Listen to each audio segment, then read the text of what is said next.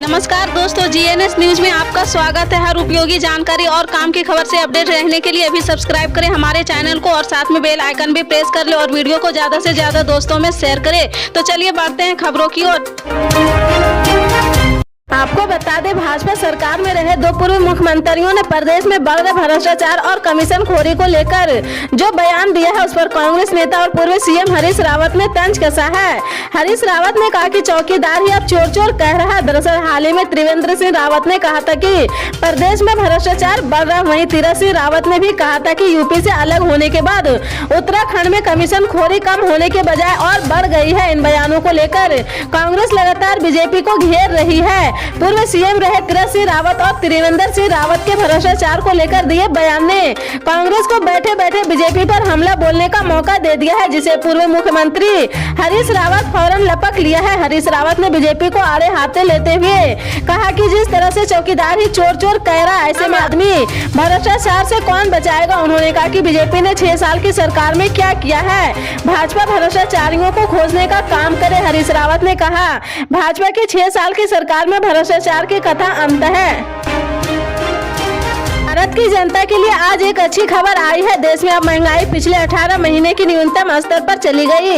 Expert का कहना है कि इसका फायदा आम जनता को नहीं मिलेगा। आइए जानते हैं कि ऐसा कहने के पीछे क्या कारण है। दुनिया में बढ़ती महंगाई के बीच भारत के लिए अच्छी खबर है। भारत की थोक मूल्य महंगाई अक्टूबर में मार्च 2021 के बाद सबसे निचले स्तर पर 8.39% पर आ गई है। लेकिन विशेषज्ञों के मुताबिक इसका लाभ आम आदमी को मिलना मुश्किल है। महंगाई में आई कमी का मुख्य कारण कमोडिटी की कीमतों में गिरावट को माना जा रहा है। यह भी पहली बार था कि थोक महंगाई 18 महीनों में 2 अंकों के निशान से नीचे गिर गई थी।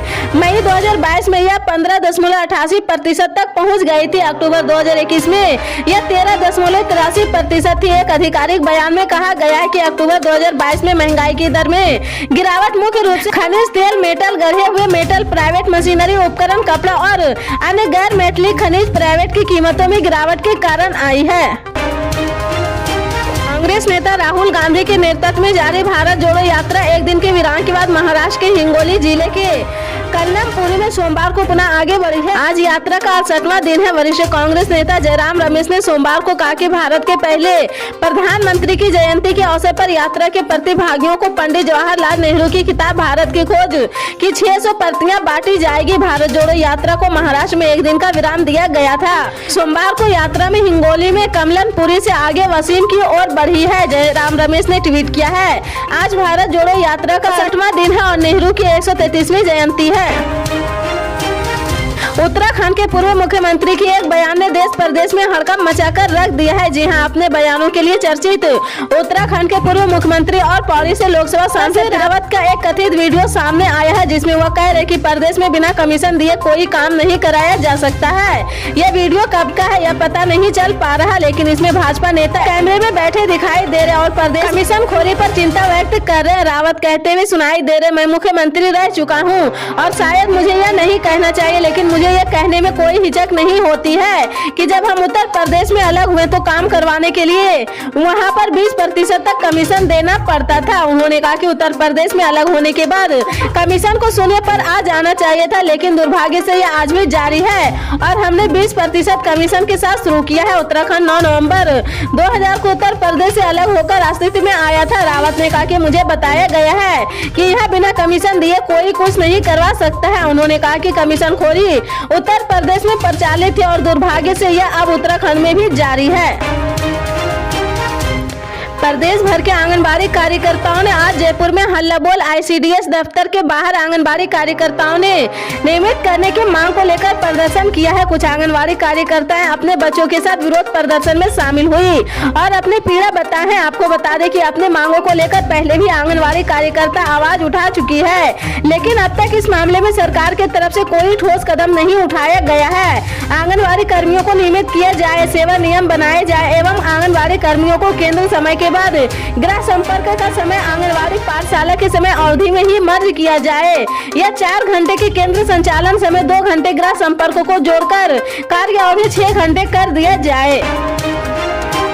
मुख्यमंत्री कमलनाथ ने दावा किया है कि कुछ भाजपा विधायक उनके संपर्क में है, लेकिन वे कांग्रेस संगठन से जुड़े नेताओं विधानसभा चुनाव में टिकट देंगे। छिंदवाड़ा में 4 दिन के प्रवास पर पहुंचे पूर्व सीएम कमलनाथ ने कलेक्टर में भाग लेने आए थे। बैठक के बाद उन्होंने पत्रकारों से चर्चा के दौरान बताया कि कुछ भाजपा विधायक उनके संपर्क में है, यदि उन्हें भाजपा टिकट नहीं देगी तो वे कांग्रेस से संपर्क करेंगे। कमलनाथ ने कहा कि हर हाल में भी कांग्रेस संगठन को मजबूत बनाएंगे। चर्चा के दौरान पूर्व सीएम ने यह भी कहा कि जैसे ही सरकार बनेगी तो पूर्व की तरह सबसे पहले छिंदवाड़ा को ही प्राथमिकता मिलेगी। दरअसल कांग्रेस विधायक लाखन सिंह ने दावा किया था कि भाजपा के कुछ विधायक पूर्व सीएम कमलनाथ के संपर्क में हैं और समय से पहले 1 महीने के अंदर विधानसभा चुनाव। ऐसे में पूर्व सीएम कमलनाथ से सवाल किया है कि जिसके जवाब में उन्होंने कहा कि विधायक जरूर संपर्क में रहेंगे।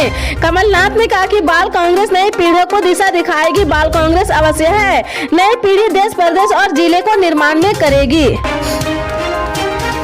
पश्चिम बंगाल की सीएम ममता बनर्जी ने टीएमसी को बदनाम करने के लिए साजिश रचने का दावा किया है। साथ ही उन्होंने बीजेपी नीति केंद्र सरकार पर हमला बोला है। ममता बनर्जी ने सोमवार को कहा, जिसके तहत सत्तारूढ़ तृणमूल कांग्रेस को बदनाम किया जा रहा। भ्रष्टाचार के मामले में पार्टी के वरिष्ठ नेताओं की गिरफ्तारी के बीच तृणमूल सुप्रीमो ने कहा कि जिन्होंने गलतियां की है उन्हें गलतियां सुधारने का मौका दिया जाना चाहिए। ममता बनर्जी ने कहा कि कुछ लोग बंगाल में बैठकर खा रहे और साजिश कर रहे और दिल्ली को कह रहे कि बंगाल को पैसा मत दो।